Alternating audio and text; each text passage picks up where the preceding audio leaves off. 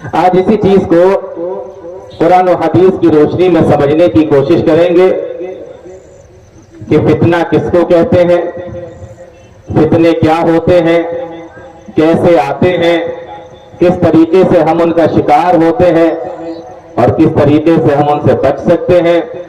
قرآن و حدیث کے اندر ہمارے لیے ان سے بچنے کے کیا کیا حکم اور کس کس طریقے کے دلائل آئے ہیں، یہی ساری چیزوں کو انشاءاللہ آج سمجھنے کی کوشش کریں گے۔ سب سے پہلے آپ فتنہ سمجھ لیجیے۔ اگر آپ یہ سمجھ گئے کہ فتنہ کس کو کہتے ہیں تو باقی ساری باتیں سمجھنے میں آپ کو بہت آسانی ہوگی۔ یہ لفظ آپ نے بہت سنا ہوگا فتنہ، لیکن اس کو بڑی آسان سی بھاشا میں، آسان سی زبان میں اس کو سمجھنے کی کوشش کرتے ہیں کہ فتنہ کس کو کہتے ہیں۔ دیکھیے فتنہ جو ہے یہ عربی زبان کا لفظ ہے۔ یہ الگ بات ہے کہ اردو میں بھی یہ استعمال کرتے ہیں، ہم لوگ اپنی بھاشا میں بھی استعمال کرتے ہیں اس کو، لیکن یہ جو لفظ ہے یہ عربی زبان کا لفظ ہے۔ قرآن کریم کے اندر کئی معنوں کے لیے یہ لفظ استعمال ہوا ہے، لیکن اس میں سب سے زیادہ جو مشہور معنی ہے، فتنے کا جو سب سے زیادہ مشہور معنی ہے وہ معنی ہے امتحان، آزمائش۔ تو فتنہ عربی زبان میں کس کو کہتے ہیں؟ امتحان کو اور آزمائش کو۔ لیکن یہ لفظ فتنہ صرف عربی میں ہی نہیں بولا جاتا، بلکہ یہ لفظ فتنہ اردو میں بھی بولا جاتا ہے، اور جب یہ لفظ اردو میں بولا جاتا ہے تو فتنہ کے معنی ہوتا ہے فساد اور بگاڑ۔ بات سمجھ میں آ رہی ہے؟ عربی میں جب بولیں گے فتنہ تو اس کے معنی مشہور معنی امتحان اور آزمائش، اور جب اردو میں بولیں گے تو اس کا معنی ہوتا ہے فساد اور بگاڑ۔ اب دونوں کو اگر ہم ملا لیں، عربی کا معنی امتحان اور آزمائش اور اردو کا معنی فساد اور بگاڑ، جب ہم ان دونوں کو ملا لیتے ہیں تو ملا کر فتنے کا معنی یہ بنتا ہے کہ کوئی ایسا امتحان، کوئی ایسی آزمائش جس کی وجہ سے ہمارا ایمان، ہمارا عقیدہ، ہمارا عمل صالح فساد کا شکار ہو جائے، بگاڑ کا شکار ہو جائے، خطرے میں پڑ جائے، اس کو فتنہ کہا جاتا ہے۔ یعنی کوئی ایسی چیز جس کے ذریعے سے ہمارے ایمان کی آزمائش ہو، ہمارے عقیدے کی آزمائش ہو، ہمارے دین کی آزمائش ہو، یا کوئی ایسی چیز جس کی وجہ سے ہمارا ایمان، ہمارا عقیدہ، ہمارا یقین اور ہمارا دین فساد اور بگاڑ کا شکار ہو جائے، کسی ایسی چیز کے ذریعے سے، ہر وہ چیز جس کے ذریعے سے ہمارا ایمان اور عقیدہ فساد اور بگاڑ کا شکار ہو سکتا ہے، اس کو کیا کہتے ہیں؟ اس کو کہتے ہیں فتنہ۔ اس بات کو بڑے اچھے طریقے سے یاد کر لیجئے۔ آگے چل کر تقریر میں بار بار یہ لفظ آئے گا فتنہ، تو ابھی سے اس کا معنی سمجھ لیجئے۔ فتنے کے معنی امتحان اور آزمائش، یعنی ایسی چیز جس کے ذریعے سے ہمارا ایمان اور ہمارا یقین، ہمارا عقیدہ، ہمارا دین آزمائش اور امتحان کے اندر پڑ جائے، یا ایسی چیز جس کے ذریعے سے ہمارا ایمان، ہمارا عقیدہ فساد اور بگاڑ کا شکار ہو جائے، ہر ایسی چیز کو فتنہ کہا جاتا ہے۔ بات سمجھ میں آ گئی کہ فتنہ کس کو کہتے ہیں؟ اب اس میں ایک دوسری چیز اور سمجھیے۔ ہم یہ سمجھتے ہیں کہ جو بھی بری چیز ہوتی ہے وہ فتنہ ہوتی ہے، اور جو اچھی چیز ہوتی ہے وہ فتنہ نہیں ہو سکتی۔ اس کو بھی اچھے طریقے سے سمجھ لیجیے۔ ہم یہ سمجھتے ہیں کہ جو بری چیز ہوگی وہ فتنہ ہوگی، اور جو اچھی چیز ہوگی وہ فتنہ نہیں ہو سکتی، لیکن ایسا نہیں ہے، ایسا بالکل بھی نہیں ہے۔ بلکہ ہم جب قرآن کو دیکھتے ہیں، حدیثوں کو دیکھتے ہیں، تو ہمیں یہ پتہ چلتا ہے کہ اچھی چیزوں کے ذریعے سے بھی انسان کو آزمایا جا سکتا ہے، اور اچھی چیزوں کے ذریعے سے بھی انسان کا ایمان اور عقیدہ فساد اور بگاڑ کا شکار ہو سکتا ہے، اور اسی طریقے سے بری چیزوں کے ذریعے سے بھی انسان کا امتحان لیا جا سکتا ہے، اور اسی طریقے سے بری چیزوں کے ذریعے سے بھی انسان کا ایمان اور عقیدہ بگاڑ کا شکار ہو سکتا ہے۔ تو فتنہ صرف बुरी चीजों को नहीं कहते, फितना अच्छी चीजों को भी कहते हैं, और अच्छी चीजों के जरिए से भी इंसान को आजमाया जा सकता है। मिसाल कुरान करीम ने बड़ी आसान सी मिसाल दी है। अल्लाह ताला फरमाता है, इन्नमा अम्वालुकुम व औलादुकुम फितना, इन्नमा अम्वालुकुम व औलादुकुम फितना। ओ लोगों, बेशक तुम्हारा माल और तुम्हारी औलादें फितना है, आजमाइश है। अब कौन दुनिया का आदमी ऐसा होगा जो माल को कहेगा कि बुरी चीज है, और कौन दुनिया का ऐसा आदमी होगा जो ये कहेगा कि औलाद बेकार चीज है, बुरी चीज है। औलाद भी अल्लाह ताला की नेमत और माल और दौलत भी अल्लाह ताला की नेमत, दोनों चीजें अल्लाह की नेमत है, लेकिन दोनों चीजों को कुरान करीम के अंदर फितना कहा गया है। तो पता क्या चला? पता ये चला कि हर बुरी चीज ही फितना नहीं होती, बल्कि अच्छी चीज भी फितना बन सकती है, और अच्छी चीजों के जरिए से भी इंसान को आजमाया जा सकता है, उसके ईमान और अकीदे के अंदर बिगाड़ आ सकता है। एक बार फिर से सुन लीजिए, अल्लाह ताला फरमा रहा है, इन्नमा अमवालुकुम व औलादुकुम फितना, बेशक तुम्हारा माल तुम्हारे लिए फितना है, बेशक तुम्हारी औलादें तुम्हारे लिए फितना है। यानी माल के जरिए से भी आजमाया जा सकता है और औलाद के जरिए से भी आजमाया जा सकता है। माल भी अल्लाह ताला की नेमत है और औलाद भी अल्लाह ताला की नेमत है, लेकिन फिर भी अल्लाह ताला ने कुरान करीम के अंदर इस जगह पे उसको फितना कहा है। पता ये चला कि सिर्फ बुरी चीज ही फितना नहीं होती, बल्कि अच्छी चीजें भी इंसान के लिए आजमाइश, इम्तिहान और फितना और फसाद और बिगाड़ बन सकती है। मेरा ख्याल है कि फितने का माना थोड़ा बहुत समझ में आ गया होगा। अब एक दूसरी चीज देखते हैं। एक जगह अल्लाह ताला ने माल और औलाद को, और देखिए एक और आयत करीमा के अंदर अल्लाह ने क्या फरमाया, वनबलुकुम बिश्शर्रि वल खैरि फितना, ओ लोगों हम तुम्हें आजमाएंगे, अच्छी चीजों के जरिए से भी आजमाएंगे और बुरी चीजों के जरिए से भी हम तुम्हें आजमाएंगे। यानी अच्छी चीजें भी तुम्हारे लिए फितना बन सकती है और बुरी चीजें भी तुम्हारे लिए फितना बन सकती है। वनबलुकुम बिश्शर्रि वल खैरि फितना, मालूम ये हुआ कि अच्छी चीजें भी फितना हो सकती है। जिस तरीके से अल्लाह ताला की नेमत है माल और औलाद, वो भी तुम्हारे लिए फितना बन सकती है।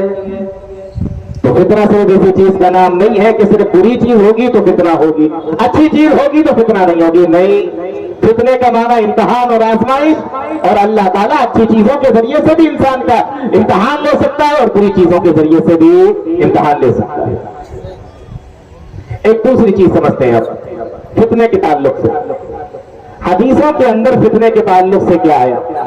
प्यारे नबी सल्लल्लाहु अलैहि वसल्लम ने फितनों के ताल्लुक से क्या बयान फरमाया, इसके ताल्लुक से एक हदीस देखते हैं। सबसे पहले प्यारे नबी ने इरशाद फरमाया, ला तक़ूमुस्साअतु, क़यामत उस वक्त तक कायम नहीं होगी, ला तक़ूमुस्साअतु, क़यामत उस वक्त तक नहीं आएगी। कब तक नहीं आएगी? फरमाया, हत्ता युक़बज़ल इल्म, जब तक इल्म को उठा न लिया जाएगा। ये पहली निशानी बताई गई, हत्ता युक़बज़ल इल्म, जब तक इल्म को उठा न लिया जाए क़यामत उस वक्त तक नहीं आ सकती। क़यामत की निशानी ये बताई जा रही है कि इल्म को उठा लिया जाएगा। कितनी अजीब बात है।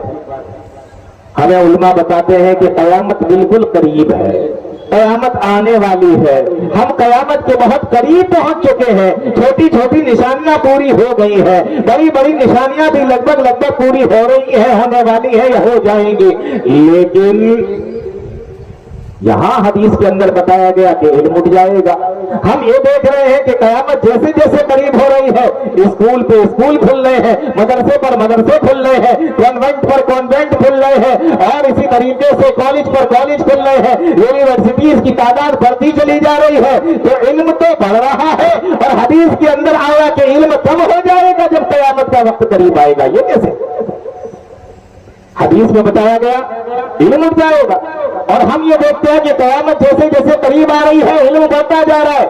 पहले इतने साइंसदान नहीं थे जितने अब है, पहले इतनी यूनिवर्सिटीज नहीं थी जितनी अब है, पहले इतने कॉलेज नहीं थे जितने अब है, पहले इतनी पढ़ाई लिखाई का रिवाज नहीं था जितना अब है, पहले बच्चे इतना नहीं पढ़ते थे जितना अब पढ़ रहे हैं। और हदीस के अंदर आया कि कयामत का वक्त करीब आएगा तो इल्म उठ जाएगा।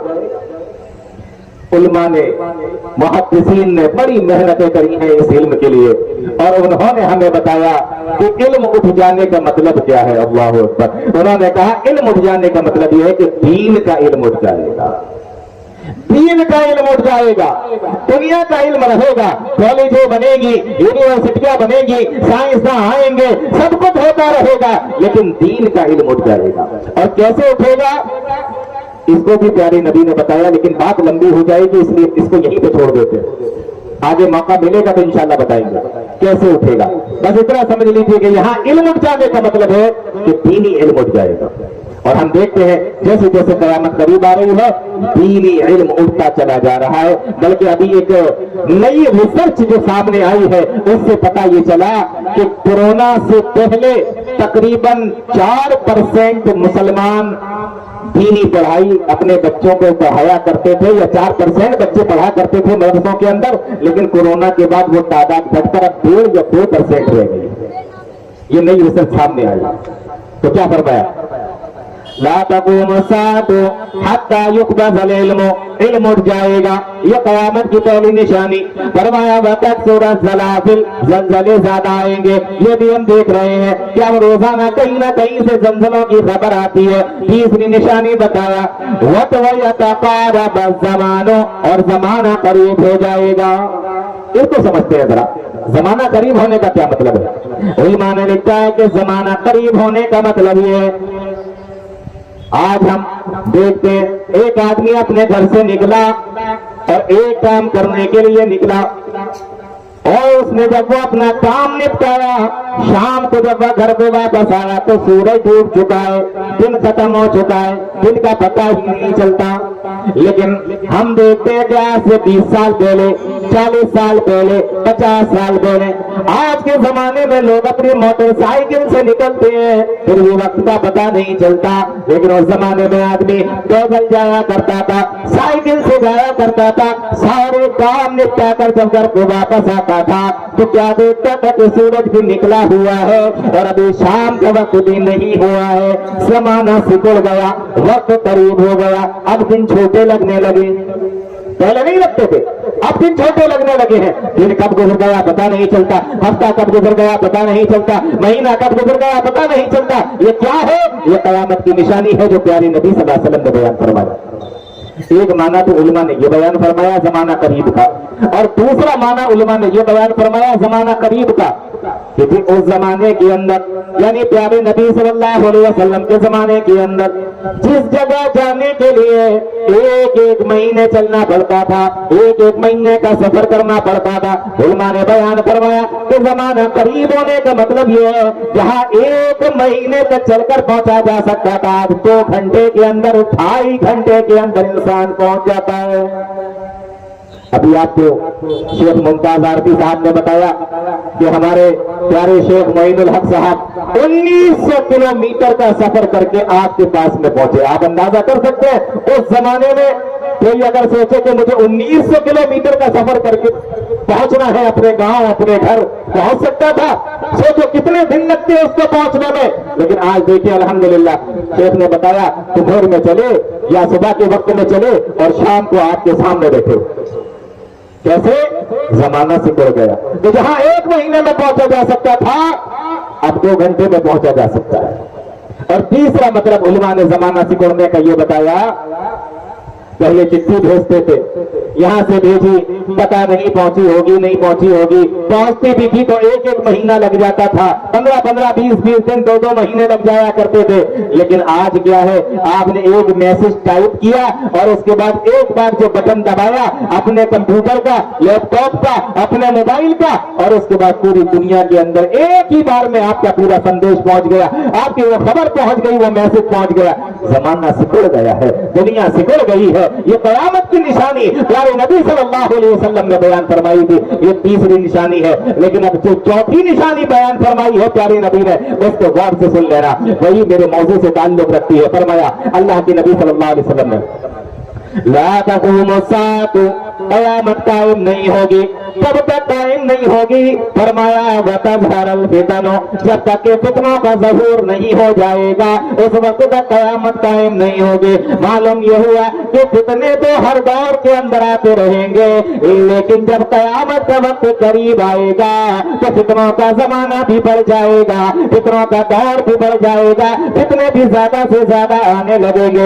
इसलिए अब हमें ज्यादा होशियार रहने की जरूरत है, ज्यादा समझदारी दिखाने की जरूरत है, ज्यादा कुरान और हदीस की रोशनी में चलने की जरूरत है। वतज़हरुल फितन, प्यारे नबी ने फितने को कयामत से जोड़ कर ये बता दिया कि जैसे जैसे कयामत का वक्त करीब आएगा वैसे वैसे फितनों की तादाद बढ़ जाएगी।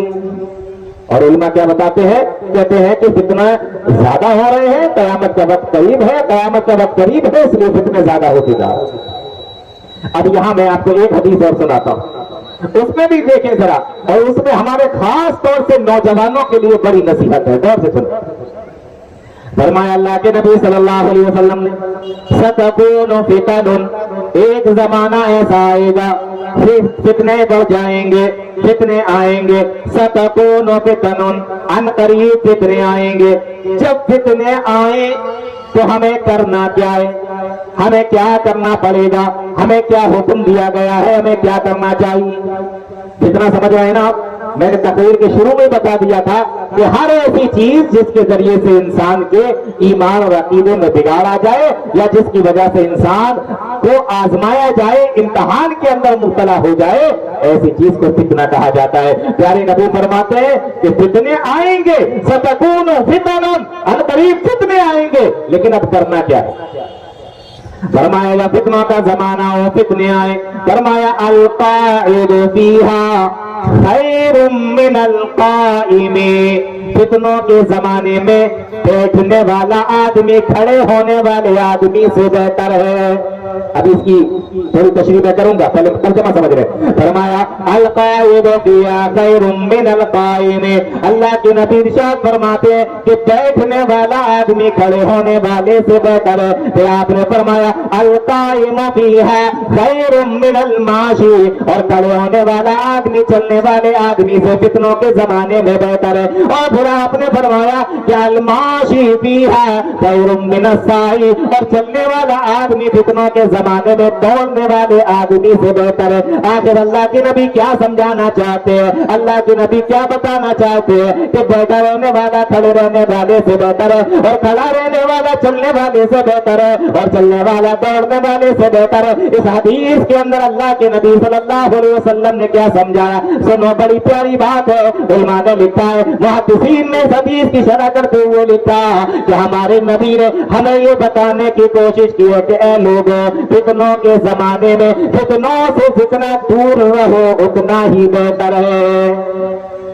जितना दूर रह सकते हो अपने आप को उतना ही, यानी फितनों का जमाना है, आप बैठे हुए हैं तो खड़े होने की कोशिश ना करें, और अगर खड़े हुए हैं तो चलने की कोशिश ना करें, अगर चल रहे हैं तो दौड़ने की कोशिश ना करें, फितनों की तरफ लपके नहीं, फितनों को देखने की कोशिश ना करें कि देखें हम भी क्या होता है, कैसे होता है, कैसे लोग इसके अंदर पड़ जाते हैं। ये करने की आपको कोई जरूरत नहीं है। आप सोच रहे होंगे कि मेरा ईमान बड़ा पुख्ता है, मेरा अकीदा बड़ा पुख्ता है, हमें कुछ नहीं होगा, फितनों से हमारा कुछ नहीं होगा, ये हमें अपनी चपेट में नहीं ले सकते, ये हमें नहीं लपेट सकते, हमारा कुछ नहीं हो सकता। ऐसा कुछ भी नहीं है। बड़े बड़े ईमान वालों का ईमान चला जाता है, बड़े बड़े अकीदों वालों का अकीदा खराब हो जाता है। इसलिए मेरे भाइयों, अगर आप किसी फितने के अंदर मुब्तला नहीं है तो फितने के अंदर मुब्तला होने की कोशिश भी नहीं करें। यही इस हदीस के अंदर अल्लाह के नबी सल्लल्लाहु अलैहि वसल्लम ने बताया है कि बैठने वाला खड़े होने वाले से बेहतर है, खड़े होने वाला चलने वाले से बेहतर है, और चलने वाला दौड़ने वाले से बेहतर है।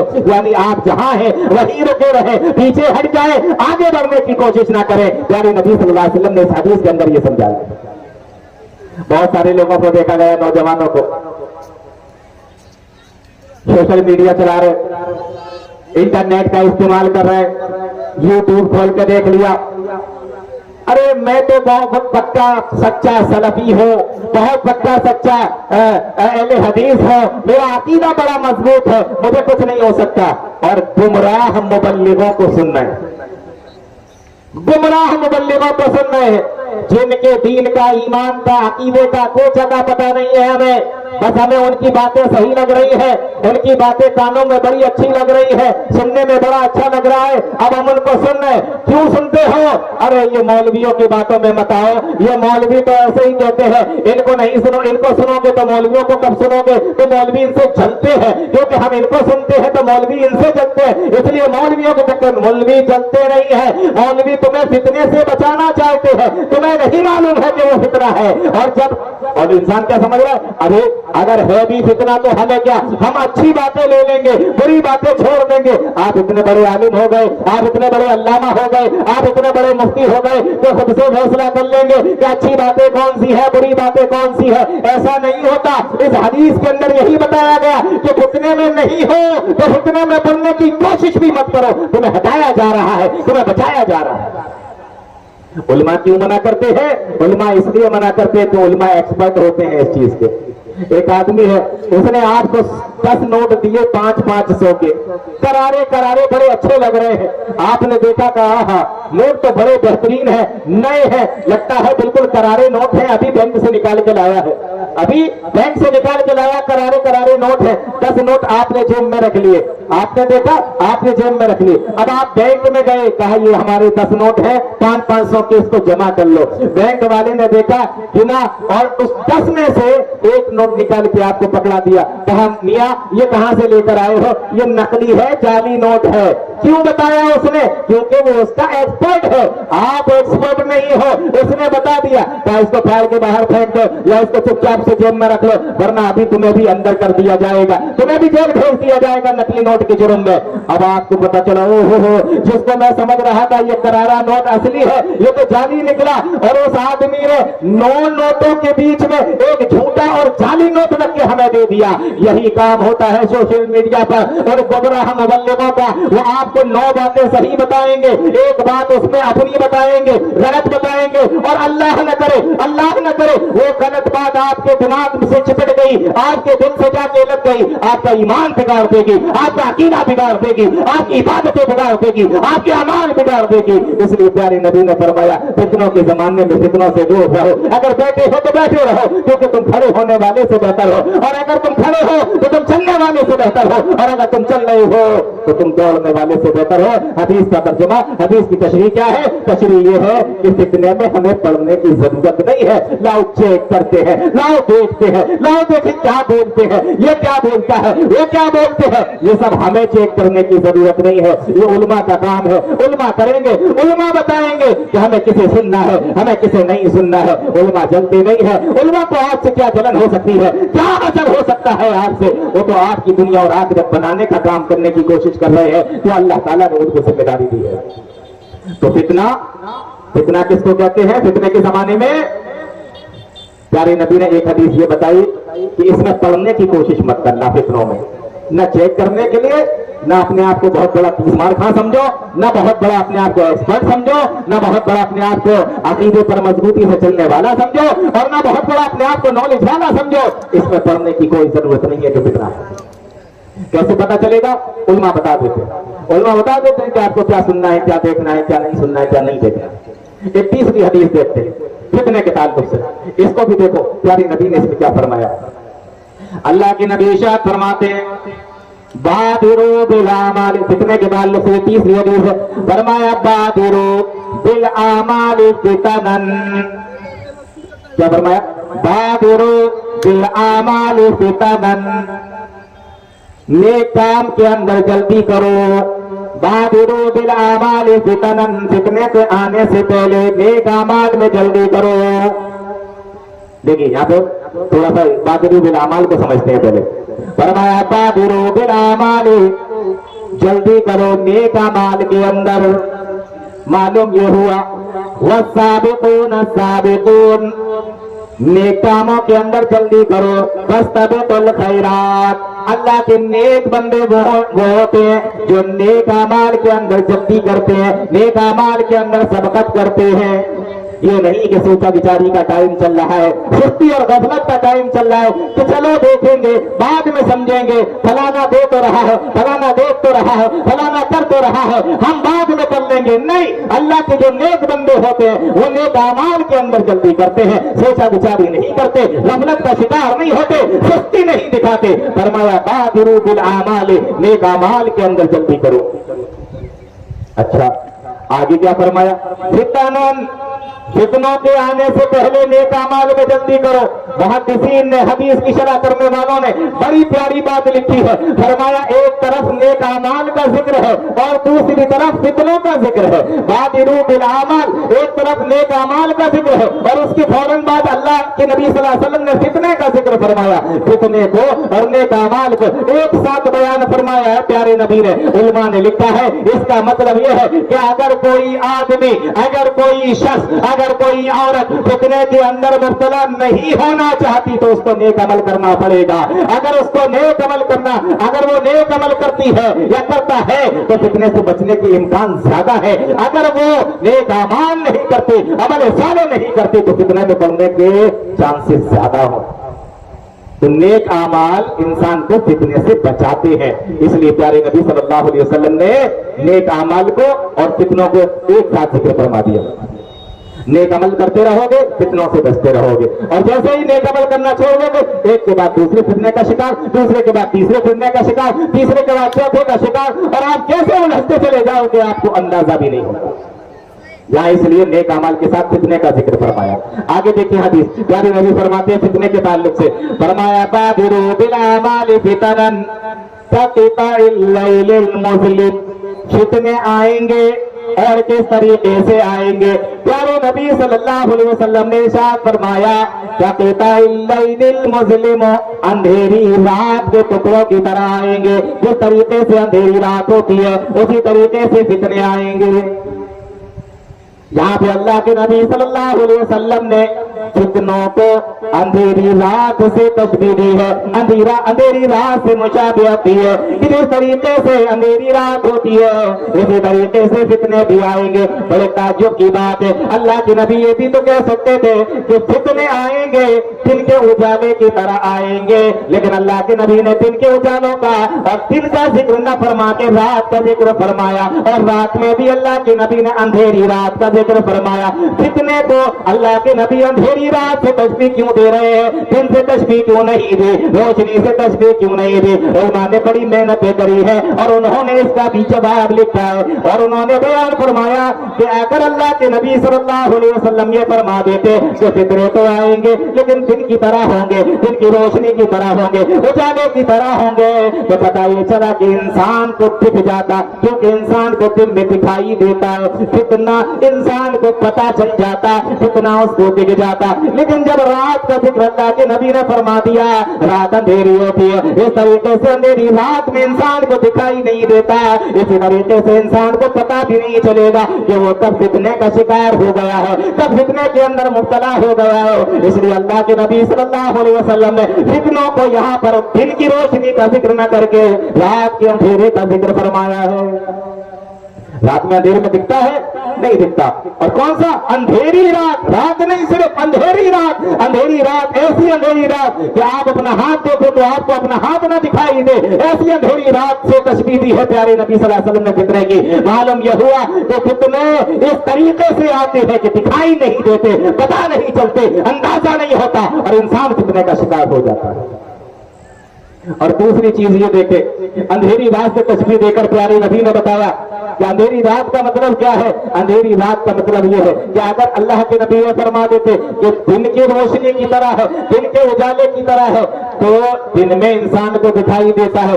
इंसान के ऊपर जब कोई दुश्मन हमला करे दिन के वक्त में, तो इंसान को अपना बचाव करने में आसानी होती है, और रात के अंधेरे में अगर दुश्मन हमला करे तो बचाव करने में दिक्कत और दुश्वारी होती है। प्यारे नबी फरमाते हैं कि फितनों से बचने में दिक्कत होगी, दुश्वारी होगी। जिस तरीके से रात के अंधेरे में दिक्कत और दुश्वारी होती है दुश्मनों से बचने में, और दिन के उजाले में आसानी होती है, तो ये फितने दिन के उजाले की तरह नहीं है, रात के अंधेरे की तरह है। जिस तरीके से रात के अंधेरे का फायदा उठाकर दुश्मन हमला कर देता है और उससे बचना मुश्किल होता है, इसी तरीके से इससे भी बचना मुश्किल है। गौर करके देखें आप, एक तीसरी चीज देखें आप, मुस्लिम, अंधेरी रात की तरह। कैसे अंधेरी रात की तरह?